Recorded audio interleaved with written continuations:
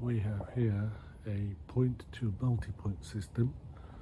Here we're using a sector antenna which is connected to the hub, the router, and this then gives 120 degrees range to the stations.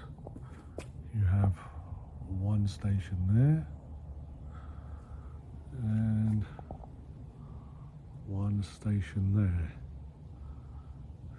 So these are receiving a signal from the main sector antenna, which is here.